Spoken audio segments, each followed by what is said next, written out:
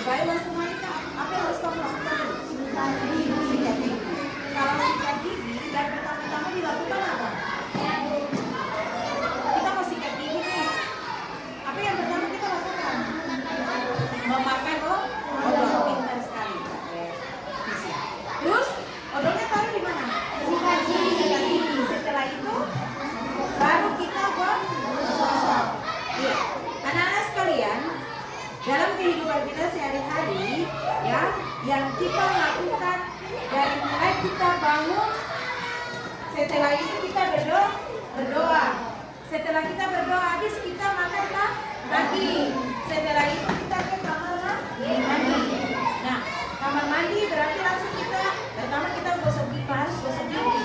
Yang harus kita lakukan pertama adalah kita taruh odol gigi dulu, baru kita sikat gigi. Nah, anak-anak sekalian, dari langkah-langkah yang kita lakukan dalam aktivitas kita setiap hari, dari mulai bangun sampai kita ke kamar mandi, kita sudah melakukan yang namanya algoritma. Apa itu? Algoritma. Coba sebutkan lagi. Algoritma. Ya. Kita melakukannya langkah demi langkah, ya, dari mulai bangun sampai ke kamar mandi. Iya, jadi anak-anak sekalian, dari langkah demi langkah yang tadi dari mulai kita bangun pagi sampai kita mandi dan sebagainya, itu yang disebut dengan algoritma. Nah, hari ini anak-anak akan belajar tentang bagaimana membuat algoritma yang rapi dan jelas. Biasanya kalau algoritma ini bisa juga kita buat di komputer. Tapi untuk kali ini bisa tidak buat di dalam komputer, ya. Tapi kalau prosesnya pembelajaran ini baru kita bisa pakai komputer. Oke. Iya, ada apa tujuan pembelajaran yang harus anak-anak capai? Ya.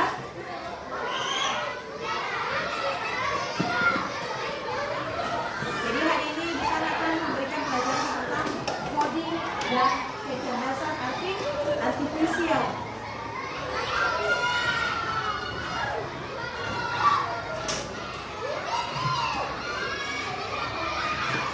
Iya, coding dan kecerdasan artifisial. Iya, yang pertama, akan menjelaskan pengertian berpikir komputasional. Yang kedua, menyebutkan 4 komponen berpikir komputasional.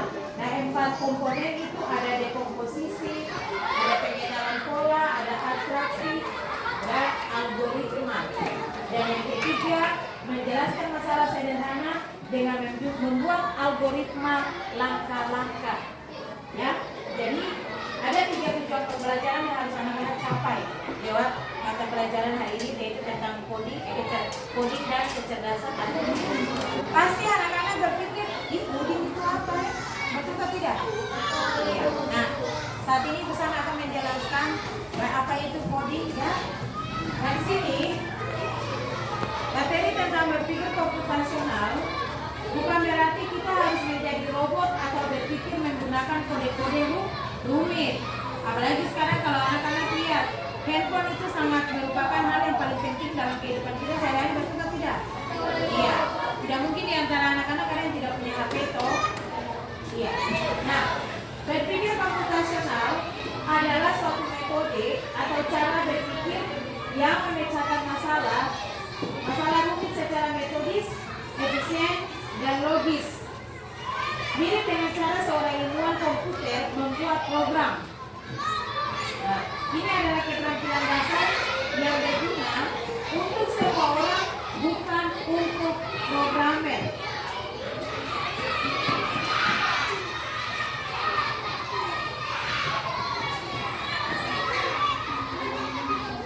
Nah, berikut ini ada 4 pilar utama berpikir komputasional. Yang pertama apa? Dekomposisi. Yang kedua, pengenalan pola. Yang ketiga, abstraksi. Yang keempat, algoritma. Ya. Jadi kalau misalnya ada yang bertanya, ada 4 pilar utama dari berpikir komputasional, yaitu ada 4. Yang pertama dekomposisi, kedua pengenalan pola, ketiga abstraksi, dan yang keempat yaitu algoritma. Jadi anak-anak ini 4 pilar itu apa? Aku nggak pernah dengar. sepeda. Iya. Nah, saat ini di sana akan jelaskan satu demi satu ya. Iya. Dekomposisi. Dekomposisi itu adalah proses membagi masalah yang rumit dan besar menjadi komponen-komponen yang lebih kecil dan lebih mudah dikelola. Tujuannya adalah agar masalah tidak terlihat menakutkan dan bisa diselesaikan satu persatu. Coba anak-anak simak, di depan ada gambar apa? Nasi goreng. Kalau anak-anak pasti suka makan tapi untuk masak, suka masak kan? Oke, berarti kalau masak apa sih yang pertama harus sudah buat? Pertama apa? Ya? Bahan. Iya. Dia bilang pertama adalah menyiapkan bahan-bahan. Jangan cuma tahu makan saja, tapi harus tahu bagaimana proses sampai nasi goreng itu akan bisa sampai ke mana? Mulut. Oke. Pertama adalah kita menyiapkan bahan-bahan. Nasi goreng apa saja yang ada bahan-bahannya? Nasi, bumbu, telur dan lain-lain. Yang kedua, kita mengiris bumbu. Yang ketiga, menggoreng telur. Keempat, yang kelima, setelah itu masak. Ya, jadi dekomposisi itu proses membagi masalah yang rumit.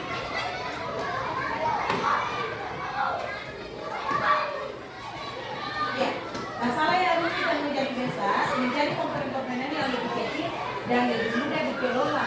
Misalnya itu adalah nasi goreng. Nasi goreng contoh tadi itu masalah besar membuat, tapi dari masalah besar itu kita bisa membuat akhirnya menjadi komponen-komponen yang kecil dan bisa dikelola dan akhirnya menjadi nasi goreng. Itu yang dimaksud dengan dekomposisi. Yang berikut pengenalan pola. Iya. Kalau pengenalan pola itu adalah kemampuan untuk mengidentifikasi pola tren atau paralel dalam data atau antara masalah-masalah kecil yang telah dipecah. Nah, tujuan dari pengenalan pola ini adalah membuat solusi menjadi lebih efisien. Jika kita menemukan pola, kita bisa menyelesaikan masalah serupa dengan cara yang sama. Nah, contohnya adalah saat membuat nasi goreng, langkahnya yang pertama adalah kita menumis apa? Bumbu. Kita menumis bumbu. Nah, itu memiliki pola yang sama. Terus lagi, panaskan minyak. Setelah itu masukkan bumbu. Setelah kita masukkan bumbu, kita harus aduk. Kalau tidak aduk pasti bumbunya akan hangus. Setelah itu waktu kita aduk pasti apa yang muncul? Aroma, ya, harum dari bumbu itu. Nah, pola ini juga bisa dipakai saat kita memasak mie goreng atau juga cai. Jadi masakan apa yang bisa kita masak? Nah, contoh di sini adalah nasi goreng dan ada mie goreng. Dan apa ini? Capcay. Semua makanan ini dapat kita makan, tapi dari prosesnya adalah masak. Oh, sebelum kita makan harus ke tempat di pasar langsung makan. Betul kan tidak? Betul itu. Yang berikut,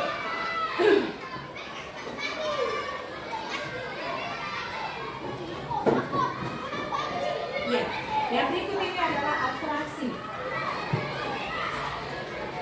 Abstraksi yaitu prosedur untuk menghilangkan data yang tidak relevan atau berlebihan dan berkonsentrasi secara eksklusif pada faktor-faktor yang paling krusial. Tujuannya adalah agar kita tidak bingung dengan informasi yang terlalu banyak dan bisa fokus pada inti masalah. Nah, contohnya adalah saat kita mengendarai sepeda. Semua tahu naik sepeda kan? Oke. Saat kita mengendarai sepeda, kita fokus pada kita punya cara adalah mengayuh sepeda. Oke.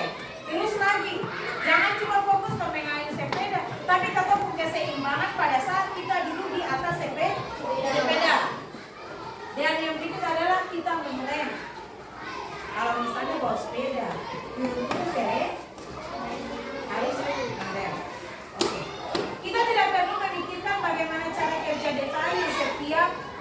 atau bahan pembuat dari ban.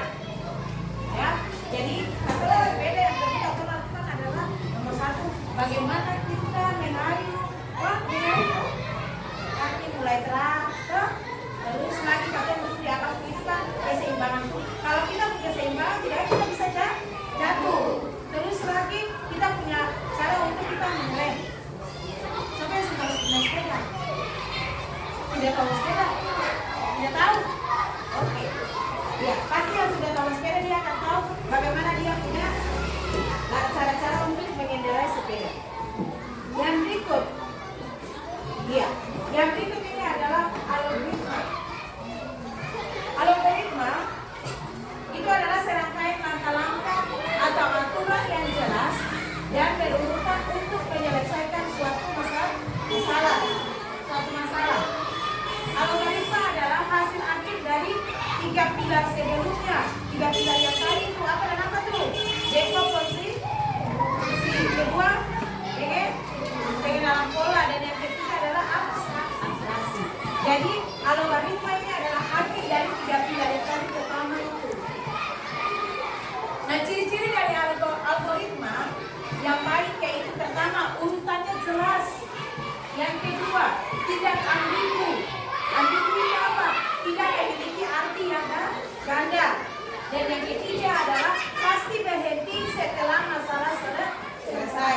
Contohnya adalah resep masakan. Yang berikut, petunjuk perakitan mainan. Ketiga, petunjuk. Ya, anak-anak sekalian, sekarang ibu saya akan membagikan anak-anak lembaran kerja untuk anak-anak kerjakan di dalam kelompok 1, 2, 3, dan 4. Silakan anak-anak untuk membentuk kelompok masing-masing. Anak-anak sudah di kelompok masing-masing? Oke, kelompok 1 mana? Kelompok 2, kelompok 3, kelompok 4. Konsentrasi. Lagi lembaran kerja untuk masing-masing kelompok.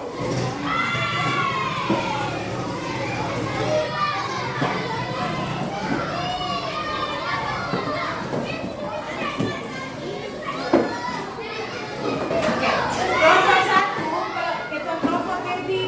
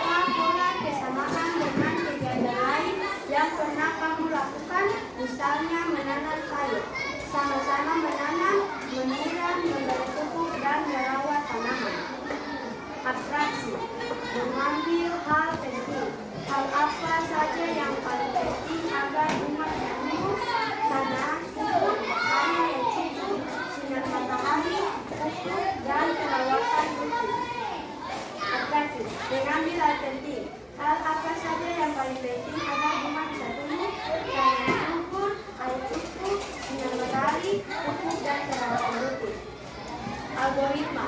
Langkah-langkah. Susun langkah menanam bunga secara urut. 1. Menyiapkan tanah atau media tanam. 2. Menanam bibit bunga. 3. Menyiram dan memberi pupuk secara teratur. Teman-teman yang dulu ini adalah hasil diskusi dari kelompok 1. Terima kasih.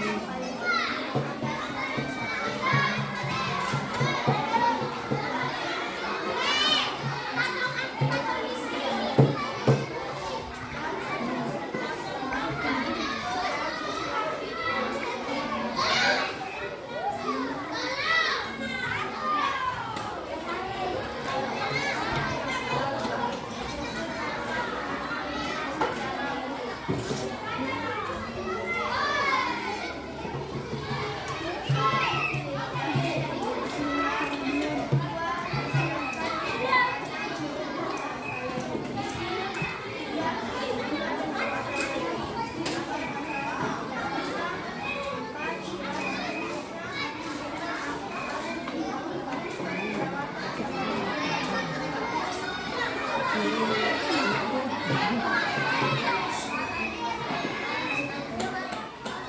kesempatan untuk kawan-kawan mau bertanya, ada? Tidak ada Ibu.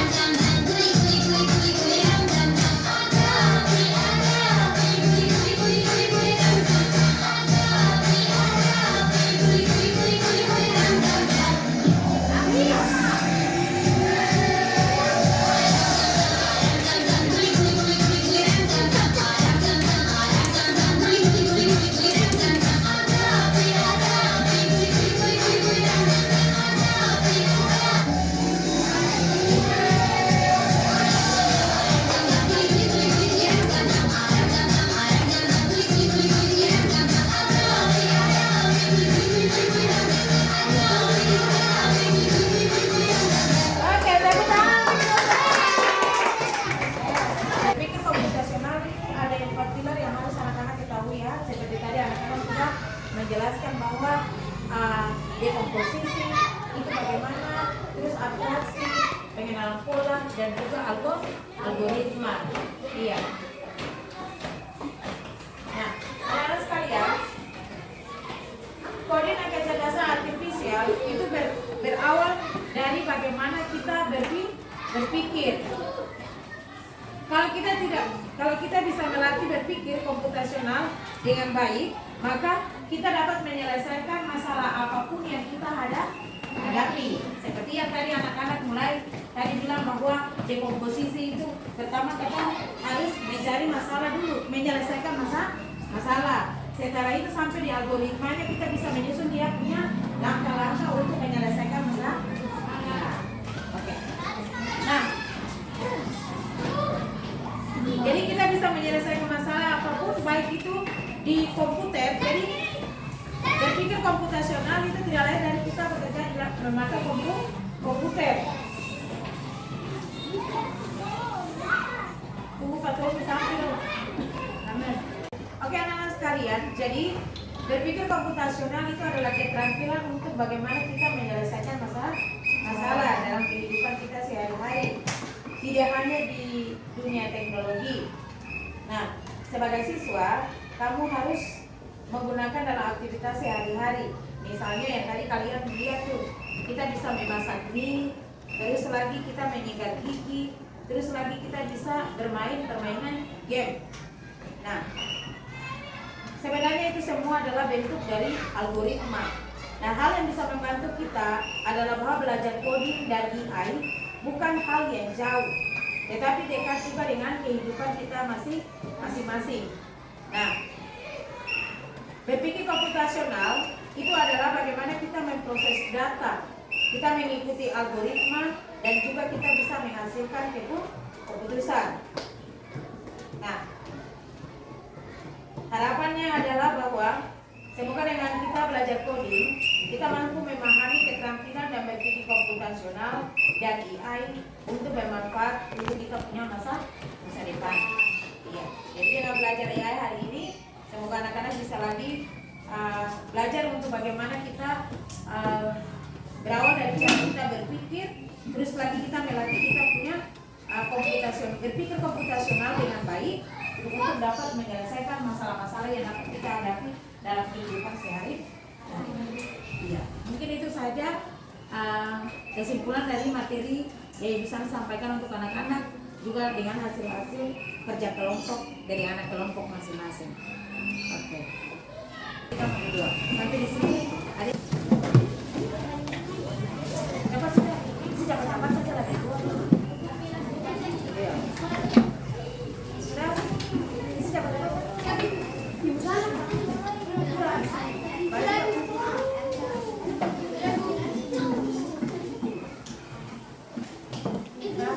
Oke, siapa yang mau berdoa?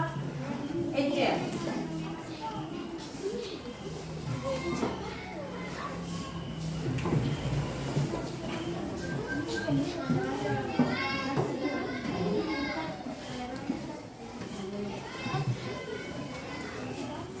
Oke, semua menghadap ke depan.